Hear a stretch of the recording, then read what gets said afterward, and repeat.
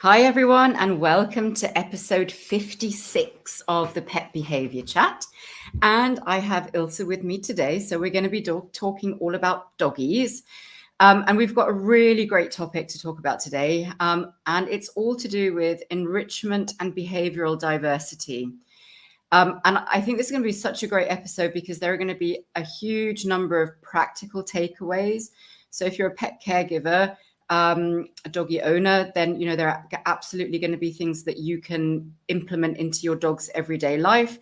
But also, if you're a vet or a veterinary nurse watching, then there are going to be things that you'll be able to integrate into your kind of practice. Things that you can do during consultations or even with hospitalized patients that are hopefully going to help meet some of their needs. So before we get started, I'm going to give you a little bit of a definition of what we think of as enrichment. And this is actually it's not controversial, but it's something that's talked about quite a lot in the veterinary behavior world, because actually enrichment, the word enrichment gives the idea that we're doing something that's above and beyond, whereas actually a lot of the things that we're going to be talking about today are or should be regarded as very fundamental needs that every animal has. And obviously we're going to focus on dogs today, but the same applies for cats, for bunnies, for horses, for any sort of domestic species that we live with as pets. But also enrichment is something that's talked about a lot in zoos, wildlife, anywhere where we have wild animals that are living in a captive environment. And again, I think a lot of people object to the fact that enrichment means or feels like we're doing something that's extra or that goes above and beyond, like I said, when we're actually caring for these animals.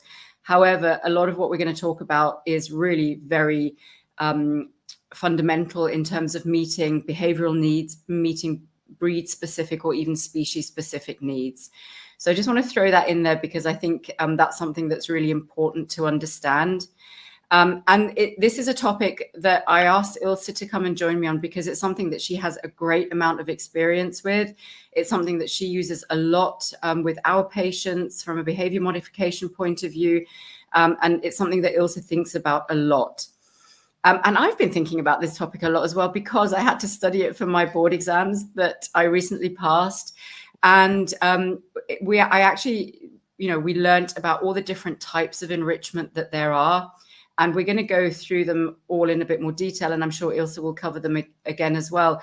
But we think about different types of enrichment. So physical enrichment, social enrichment, foraging or food-related enrichment, cognitive enrichment, sensory enrichment.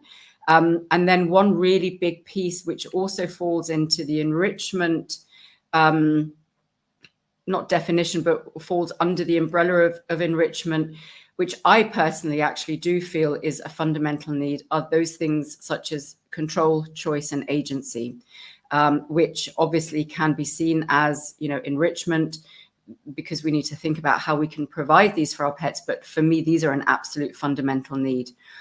So, hi, Ilse. Lovely to have you with us again. Hi, lovely to be here. Very excited for this topic. Yeah, I know. It's one of your favorites, right? Absolutely. And it actually is such a cornerstone to our behavior modification plan, right? It is such a fundamental part of it because, it isn't just about the activities that we do with our dogs and cats, as you said, but it becomes a lifestyle because it's inherently what your dog needs. Yeah. And it's very much kind of an everyday thing, right? This is not something that we're providing on occasion, on a Sunday, or, whenever we sort of manage to perhaps think more consciously about it. But like you say, it's a lifestyle. It's a way of being with our pets and a way of living with our dogs that actually meets their needs and that provides them both behavioral diversity, which is, what we're going to talk about a lot as well, mental stimulation, mental enrichment, all those types of things. So yeah, what are your thoughts, just before we go on, what are your thoughts on what I've just said at the beginning in terms of it being a an everyday sort of staple versus a nice to have. How do you kind of feel about the terminology enrichment? I agree with you in terms of enrichment. It feels like the add-on. It's also why I don't like using the word treat in terms of training.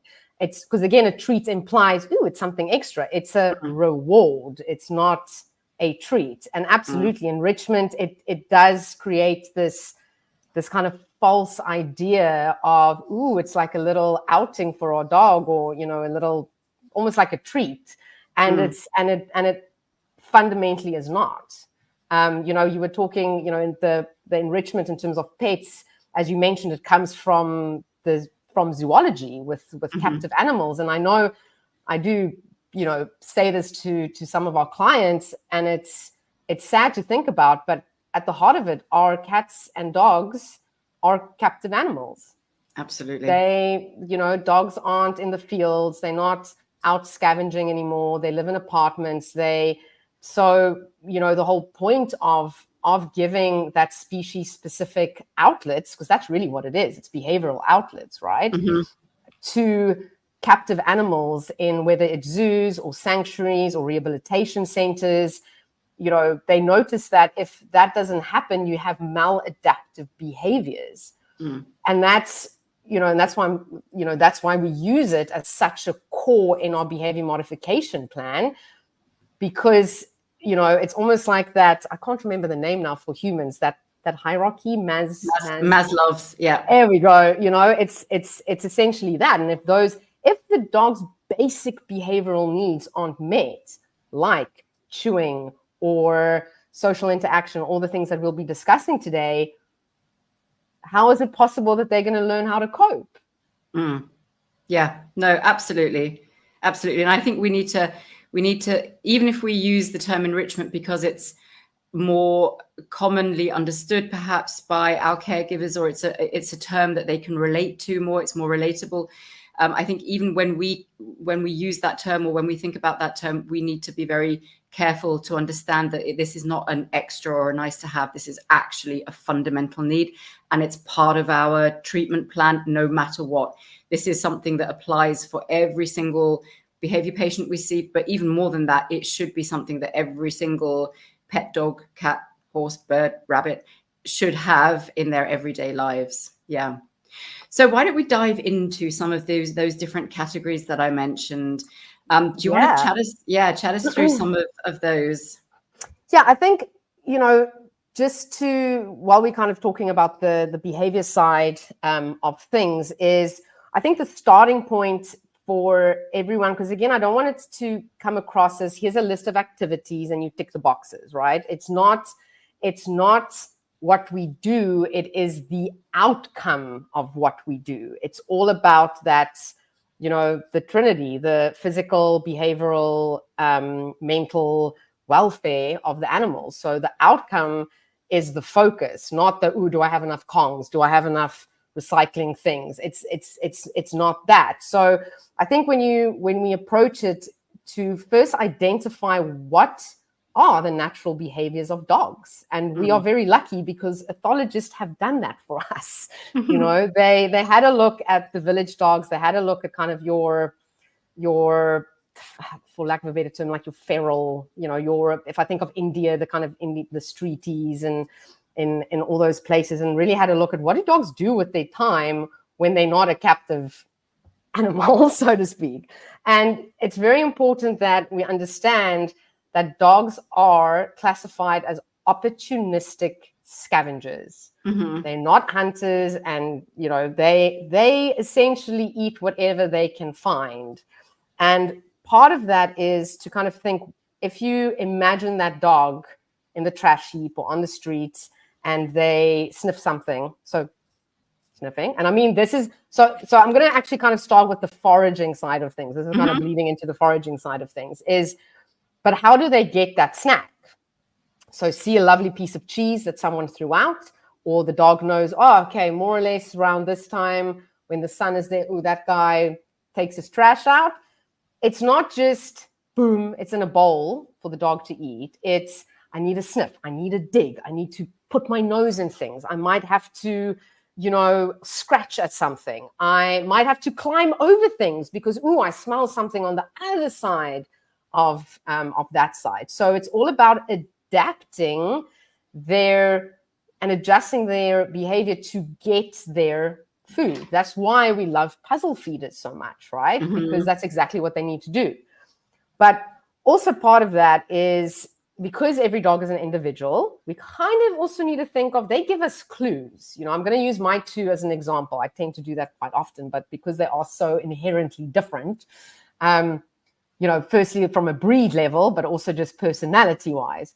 For example, Rocco, my little terrier, because what would terriers kind of think, what was he genetically selected to do, which he's going to enjoy more because that's part of his makeup, is that he loves tearing stuff. So giving him a box in a box with, paper and then, and hiding his actual, and this is your day-to-day food. This isn't treats. I have not owned a dog food bowl for, what's it now? Over a decade.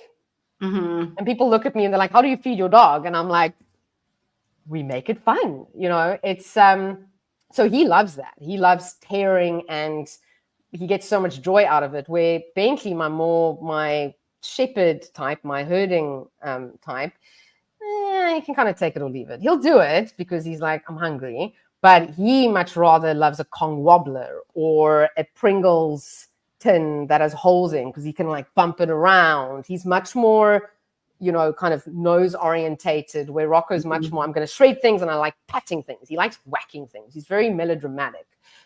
So he quite enjoys that. And with that, it's all good and well to have these puzzles, and there are amazing ones out there, but it is about the novelty.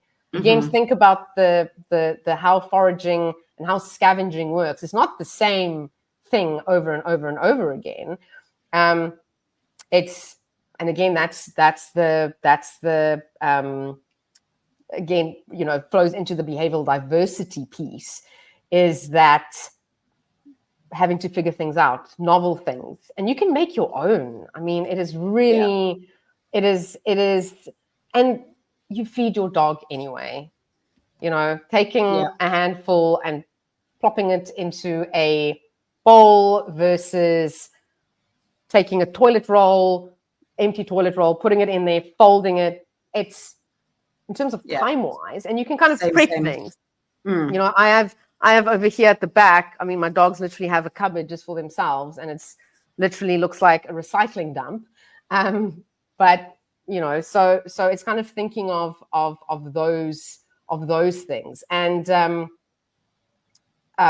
scatter feeding, snuffle mats, it is that foraging. And the irony, well, not the irony, I often get asked, but if I feed my dog this way, won't they scavenge more? Won't they eat more paper? And we found the opposite, right? If we kind of think of, they have this massive scavenging tank, behavioral tank, that needs, they need to drain it, because that's that they know they need to drain it, because that's what's making them, that's for their own welfare, that's making them feel good and secure in themselves. So if you aren't going to fill that tank, if you're not going to drain that tank, that emotional bucket, but kind of think of it as one almost behavioral silo, I guess. If you're not going to drain it, they're going to find ways to drain it. Yeah, exactly. And very often, because they have that opportunity to do it in a safe way, they're less likely to do it on the road. Yeah, no, absolutely. I'm going to throw one other thing in here as well, because I would think that perhaps somebody listening to this might think, but surely my dog is going to find it much easier to just receive their food in a bowl. It's presented to them, it's prepared for them and presented to them, and they're going to just find it much, much easier. They don't need to actually work for anything. And I'm going to throw this wonderful word in here, which is one of my favorite words, which is contra-freeloading, which basically means that research has shown that many species, dogs included, would prefer to work for a food reward than to have it presented on a platter, if you like. So, and we see this in many, many different species, that actually in a preference test, the preference is always to do a behavior in order to get to that food rather than having it, presented to them like that. So I think that's something that's really important to consider, because sometimes, it might feel, caregivers might feel that, oh gosh, if I give it to them in a puzzle, they're going to get frustrated, and they may. So you have to always adjust the level of difficulty of any kind of scavenging toy or puzzle toy that you give. You have to adjust the level of difficulty to where the dog is in their sort of behavioral journey. But certainly they are not going to get frustrated if they have to do something to get the food. They actually will prefer it. So I love that. Okay, so we've spoken about the foraging or feeding enrichment. Let's move over to what maybe sensory enrichment. What have you got for us there? Yeah, I think sensory sounds good. So sensory. Wow, I struggle with that word. And just on that note, so for all of our listeners who work in veterinary clinics, nurses, other veterinary professionals, this is really a big one for you guys. That's every single sense, in sensory, every in the environment that influences behavior as well as emotions, right? So we use in at German Veterinary Clinic, we use a lot of sensory stimulation, enrichment for, to actually reduce fear, anxiety, and stress for our patients. If we think about the scent boxes we use when the dogs come into our consult rooms, all sorts of different smells, that sniffing, it's decompressing for them. We use, if we know that there's a dog that might not, for example, can't have treats because they're going to go, or can't have too many treats because they're going to go in for a procedure, and the client says, oh, they love it when we groom them. We've got brushes available. That is touch. That is a form of touch enrichment, or, T-touch. So some of us, for our inpatients, for example, we call it in T-touch, it's called a heart hug for dogs, because it's also the touch gradient. There we go. All of these things feed, go into that. Taste. I think taste is one that we kind of always forget about. Dogs, got a bloody brilliant sense of smell. I do believe, and you will definitely know, but I do believe they've got less taste buds and taste things than us, I believe. I'm not entirely sure. Yeah. But still, that doesn't mean, if people, they can go onto the Pet Behavior Community Facebook page. We've got some lovely videos of a lot of these things that we're discussing on there. I love a charcuterie board. It's a tasting platter.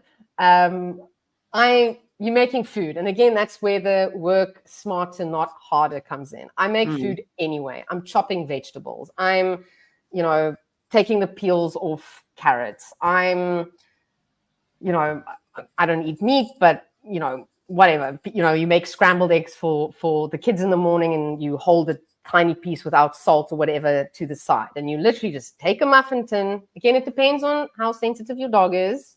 You might just take a normal plate. But the important thing is that you don't mix it all together. You just go dollop, dollop. So let's say dollop of yogurt, cauliflower, carrot peels, whatever. And you give it to your dog safe food, and keep it small. Don't overfeed, please. It's different textures and different tastes for them. And that's where agency comes in. So all of these things are so tied together. That's what I love about this topic. They get to decide what they want to eat. And it's so lovely watching them. Like, if you really want entertainment, give your dog a tasting platter and see what they do.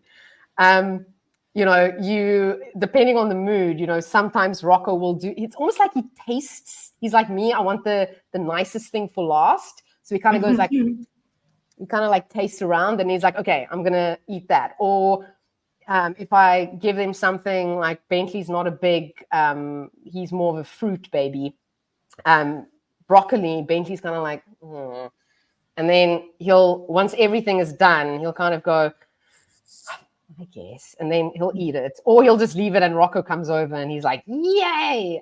It is just so delightful to see. And you can then use that for reinforcement when you do training, Yeah, it's a good way of figuring out what your dogs actually really, really enjoy as well, right? So yes, you're providing that taste and texture variety and giving them that choice and agency. And you're right, everything is interconnected, because this is also a food puzzle toy. So we've got sensory, food puzzle, and agency kind of all in one go. So that's a great option to meet a lot of different needs all in one go. So yeah, I love that as well. No, that's amazing. Yeah, and as Ilse said, sniffing is a huge thing. So yeah, dogs don't taste quite as well as we do, but they sniff a million times better than we do. Not a million, but quite a lot better than we do. So yeah, those scent options or sniffing options are great, especially if you have, again, in the veterinary clinic, a patient who can't eat, because they either have a GI issue or because they are going for a general anesthetic or something like that. So yeah, the sniffing is a great option for that. So yeah, I love all of those. And I love how interconnected they are. That's actually very cool. Yeah, but I mean, even if you think about pheromones with the sniffing, because if enrichment is all about improving the welfare and meeting the needs in the clinic, the adaptal is part of that, And then just the last two, sound. So again, in the clinic, we play the Through a Dog's Ear. There's a couple of other albums on Spotify, that you can actually that we can play for our patients to help, again, calming, because again, welfare. I have a very quick anecdote on anecdote. Thank you. And I don't know what's happening with my pronunciation today. And this is related to again, vets. My two boys came in for vaccinations, and Bentley was a little bit worried. We had PVPs on board, and the head nurse is a very good friend of mine, and she knows the dogs very well.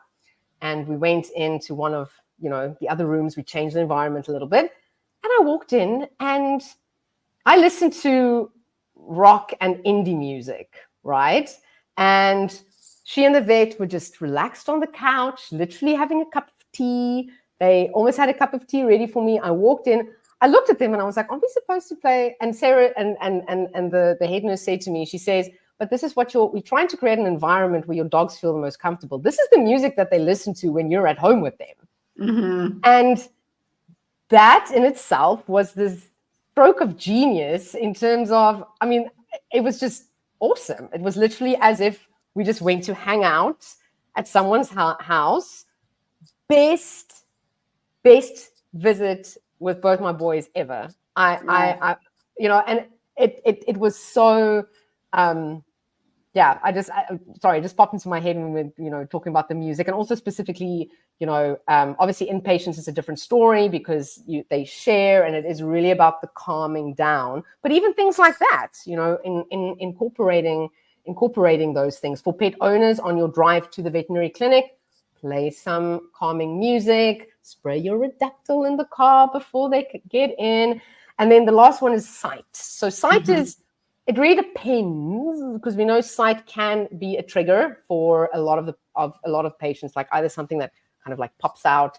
A lot of, especially you're herding here in the UAE, we've got sight hounds, Osaluki mixes, and actually looking out and just observing the world go by calmly, they absolutely love it.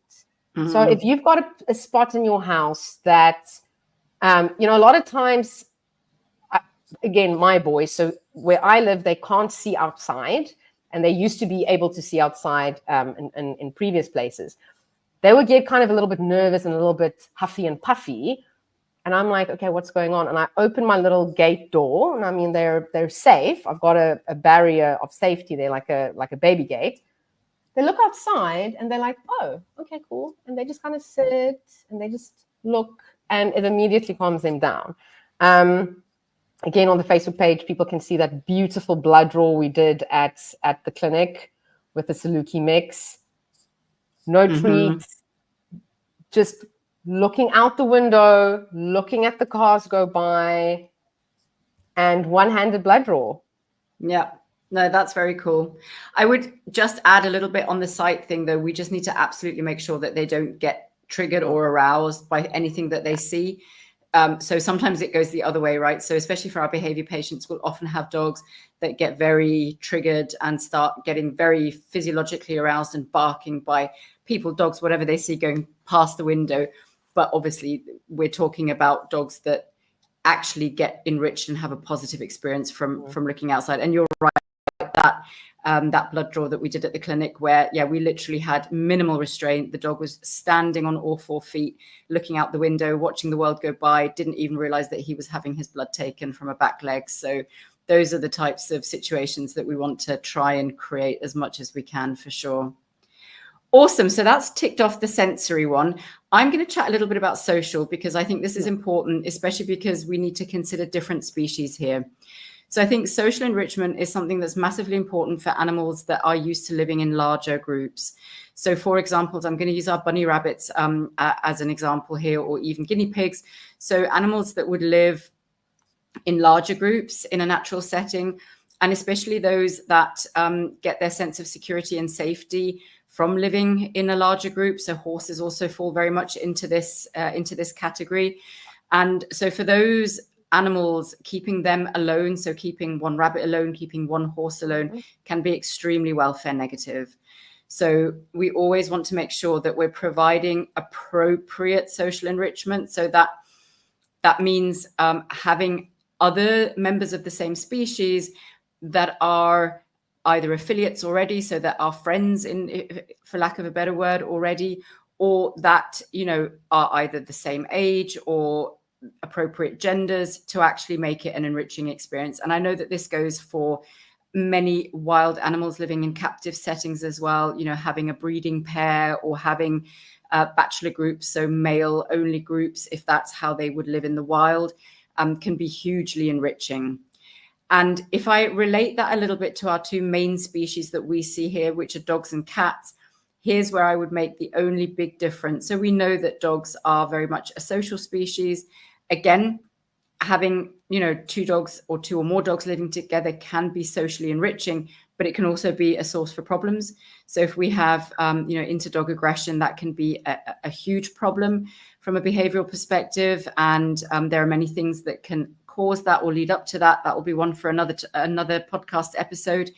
But for many dogs, it is enriching to live with other dogs, like Ilse, your 2 dogs, right? They get enrichment from being with each other. So that's dogs. The big exception here for me are cats. So we know that cats are what we call a non-obligate social species. So they do not necessarily live in social groups in a natural setting. We do see them in groups, but they're very sort of carefully crafted groups, if you like. They'll often be related female cats living in matrilineal groups. So you'll have mothers, grandmothers, daughters, aunts, all living together. You might have family groups living together. So that idea of kinship and familiarity is really important to cats. Where we often get problems are cats that live together that have never met before, that are unrelated. So classically our multi-cat households. And this is where social settings can actually be negative or cause poor welfare if we have, inter-cat aggression or inter-cat tension. So cats would be one of the species where I would say having multiple cats living together doesn't necessarily lead to social enrichment. It can actually cause social problems. So you have to be a little bit careful, and you need to know your species well. You need to know the normal behaviors of these species well if you're considering social enrichment. But we know, for example, let's say non-human primates in a laboratory setting, the biggest enrichment that you can give those guys is actually a friend, so a member of the same species. So it can be massively, massively enriching, but you really have to know the species very, very well. And even, in some situations, such as with dogs, you need to know the individuals quite well and what sort of social enrichment they might tolerate. So yeah, that's a little bit about social enrichment. Have you got anything to add to that? No. No. Okie dokie. We'll move on then. what about cognitive? Let's talk about that, because I think that's quite a good topic to talk about. Cognitive is, and cognitive is really something that I am, as you know, extremely, I get very excited about it. And things when you think about from a practical standpoint, that is really the cornerstone of problem solving when it comes to enrichment. Yes, food puzzles, that also touches on cognitive, of course. Mm-hmm. But a big one here is the really understanding that their behavior has a consequence. Mm-hmm. In terms of thinking things through, in terms of problem solving, right? That's where your trick training comes in. And, yes, there's different ways of doing it. We've got, from a training point of view, we've got luring, shaping. Obviously, shaping is a great one because they really have to figure out how to present the behavior or try different behaviors in order to get that click, in order to get the reward. It's things like active scent work. It's not just you kind of go on a walk and it's actively teaching, so that part of the brain goes, okay, I'm looking for that specific scent that I need to find, and having again the diversity to not only look there and there, look up, look under, look in, and having that confidence. It feeds into cooperative care. Again, if we use positive reinforcement and shaping in terms of cooperative care, it is figuring out that if my chin is here for long enough, again, I'm going to get the reward, knowing that they have the agency to decide I can opt in and I can opt out. So it really is about tapping into that thinking side. And in terms of being able, we've spoken about it before in terms of using it as a diagnostic tool, right? For our behavior cases. So if we know we've got a patient and we've done something like a nose target or a spin or whatever the behavior is, and it's been super reinforcing, and it was a behavior that they had to figure out themselves, because we know that if dogs learn a behavior that they figured out themselves, i.e. you basically I need to try and figure out what you as the human being want from me. That's also a great communication tool between us and our dogs, is that it goes into long-term memory longer because they really thought about it. And it can get very complicated in terms of, if we talk about, shape discrimination, item, knowing like adding, it can get as basically how far you want to do it. Your imagination can run wild. But sorry, just to come back to the cognitive piece in terms of why it's so important for especially our behavior patients is, if I know that this patient that we've been working with for 2 years, and one of the first things that they love doing is a nose to hand target, and it's something that they can pretty much do in your sleep. It's almost one of those things where you were in school and you were drilled your times table, and your mom asks you in the middle of the night, what is 16 times 5? And and in that moment they're unable to do it. They're over threshold. Something's up. There's something in the environment that you might not even be aware of that they just can't cope with. And with that cognitive piece, it also gives them a task to do, right? So we use, for example, hand target in the clinic. All the vets and nurses know that the patients that we work with, most of them know a hand to nose target. So to get them onto a scale, again, they're doing, and this is more the operant side of things, I'm doing this to get the reward. Oh, guess what? There just happens to be a scale underneath you, So that's kind of where my head is at in terms of cognition. Cognitive. Yeah. I think there are a couple of other things. So you mentioned that we use that as a diagnostic tool. So absolutely, if it's a dog that we've been working with for a long time and we know they know a behavior very well, but they're not able to perform it, we know that there's something in the environment that they're struggling with.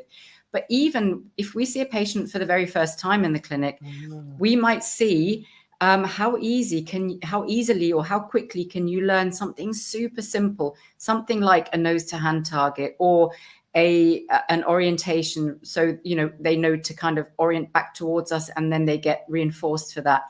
If a patient is really struggling to learn something very, very simple like that, then that gives us a little bit of an insight into where they are from an emotional perspective, and where their brain health might be at as well. So I think that's another really good sort of way of using it as a diagnostic tool. So not just for dogs with established behaviors in place, but also are they able to learn something very quickly and easily? And there are a couple of really easy things also that can be done. Are they able to hold an eye gaze, for example? A couple of other things that are very good diagnostic pieces there. The other thing with cognitive enrichment that I just want to touch on, and this is actually a topic that's really dear to my heart, and I think I'm going to speak about it in next week's episode, are older dogs with cognitive dysfunction syndrome. So where we start to get decline of cognitive dysfunction. It's a little bit like the human adage of, if you don't use it, you lose it. So making sure that our older dogs are continuously challenged from a cognitive perspective. Now, it doesn't have to be difficult, but just running through with them learned behaviors, easy tricks, things that they really enjoy doing. Obviously, you have to be careful that you're not asking them to do something that they might find painful or so on, but just making sure that we keep, giving them their little Sudoku puzzles to solve on a daily basis to keep that cognitive health as good as we can. And to prevent that degeneration that's going to inevitably happen with most of our older dogs. So I think that's another really important piece of cognitive enrichment is making sure that we use that in our older pets as well, whether that's dogs or cats or horses or birds. Everybody can benefit from that for sure. Alrighty. What have we missed? I really want to talk about and then I think we're also kind of running out of time almost. There's too much to talk about here. I want to talk about two final things. I think one of them is I really would love to talk about that behavioral diversity piece. So how does it benefit our pets having different behaviors that they can fall back on, or having different behaviors that they can do? And Ilse, you give a really beautiful explanation of this in terms of I guess problem solving and the hammer and the nail thing. So I'm going to let you talk about that one. Yeah, it's the kind of analogy of if you only have a hammer, all you see are nails. Mm-hmm. So the tool that you have, the thing that you can do, you are going to try and fix every single problem with it. So, for example, in terms of coping skills. We know with a lot of our behavior patients, they opt for a default behavior that makes them feel better, right? So whether it's barking or lunging or, obviously there's a whole bunch of other things happening there. But in order to be able to process, they have to have a repertoire of behaviors. And this is what a lot of these things build on. If I think of, another one, I know we can't get into too much detail with these things, physical enrichment. And that's literally things like playing tug with your dog. If your dog does not have the opportunity to play with you, and you can use a tug toy in a situation where your dog might not be able to take a treat, or they actually do enjoy playing, but if they never get the opportunity to practice the behavior, because they don't have the behavioral diversity, they're not going to opt for the behavior. We know the behavior that, how many times do we say, please just, put a dog, the example you gave earlier of a dog looking out the window and losing their mind because they get so over aroused and it's a negative experience for them. The first thing we do is get screened so that the dog, we protect them from that, because they also practice that behavior. So if we can give them the agency to do various things, to use their bodies in different ways, to explore, to, things like sniffing, it orientates them to their world, to discover more. They are able to they give us more tools that we can use. It's all good and well, I've got, this warehouse of tools, but if the dog has never had the opportunity, or they're scared of learning. They're scared of we've had it before where it's, I'm thinking of a recent patient where the dog was so scared and so unsure that they wouldn't even take a treat because they don't know what to do. It's like, what do you mean I can have it? What do you mean I can have it? Can I have it? To literally teaching that dog that, oh, look, if I toss it, you can go get it. I'm just going to place it all over the place, and giving again that agency. But something like that, if they don't have the behavioral repertoire, we have very little to begin with. Then we have to build. Then it becomes remedial. And that takes a lot longer from a behavior modification point of view. So it's a lot of the times, one of the first things we would also do is, what does your dog enjoy doing? Show me what your dog enjoys doing. Oh, they really enjoy going into middle. Oh, like underneath you. We can use that when you're in the elevator. It's already a behavior that they enjoy doing, so we can work that in. But it's almost as if we are really, kind of just coming back to that thought of the captive animals. If we deprive them, it's almost as if we create behavioral deprivation. We have very little to go with. So the more we can, I completely agree with you. I think, making sure that we have different options of behaviors that dogs can perform in different situations is actually going to allow them to choose a better option than if they only have certain default behaviors to fall back on. I completely agree that behavioral diversity is important, and it's something that we can already start to sort of implement from a very young age, making sure that puppies are able to explore things and to find different ways of coping with different situations and react to different situations. I think that's going to make them behaviorally much healthier in the long run, for sure. So I love that piece about the diversity. I'm going to actually wrap us up with the last thing I wanted to talk about. We haven't touched on every single enrichment that we can do, but I'm sure there'll be another episode on enrichment. But I wanted to touch on the things that, for me personally, as a veterinary behaviorist, are super important. And that's the whole idea of agency, control, and choice. And I think that's something that we are learning more and more about. It perhaps wasn't something that was so front of our mind, even some years ago. But the idea of being able to give our pets some control over their own lives, I think, is massively important. And I think, for me, that was really highlighted during COVID, when we all had a lot of that choice taken away from us. We weren't able to travel anymore. We weren't able to see families for periods of time. That freedom that we, I think, inherently were used to was suddenly taken away. And that was quite difficult to deal with from a mental and emotional point of view. And if we try and relate that to the lives that our pets live, especially if they live very closely with us, we control a lot of what they do. We control when they eat, what they eat from, what food they eat. We control their reproductive status in many instances by neutering them. I'm not saying that neutering them is wrong, but I'm just saying we control a lot of what they do. We control where they can go. I know my dog Lexi, for example, when we go on walks, she would so much prefer, probably like to just walk, take her own route. We give her as much choice as we can by giving her a long leash and really allowing her to dictate the walk. But I know for sure, if we let her off leash and just let her do what she wanted, she would probably have this crazy adventure all around our community. And yet we inflict quite a lot of control because, especially in this country, we have to keep them on leash. And we try and mitigate that to some degree, but it's not the same as giving them complete control. So if there are instances in their lives that we can give them more control and more choice, I think that's really important. And some of these enrichment strategies tap into that a little bit. So I think that's important. I also think if we're looking at it from a veterinary point of view, especially pets that come into the veterinary clinic, giving them some kind of control about how they want to interact with us, where they want to be examined, not having that physical restraint, Of course, it's not always appropriate in all instances, but where it's appropriate, allowing them to, perhaps engage with us and then disengage with us again, and do that for a few times until they feel comfortable and they've understood that they do have that option to disengage.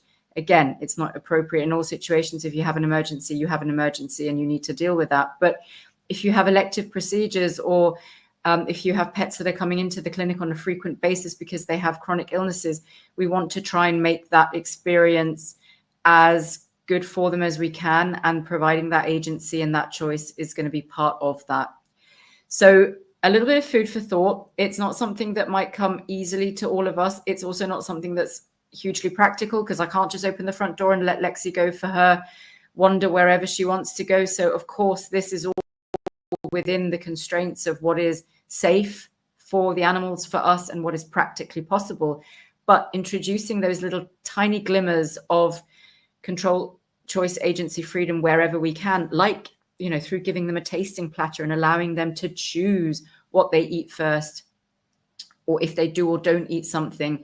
I think those pieces are really, really important from a mental health perspective. And at the end of the day, that's what I do. I'm a veterinary behavior specialist.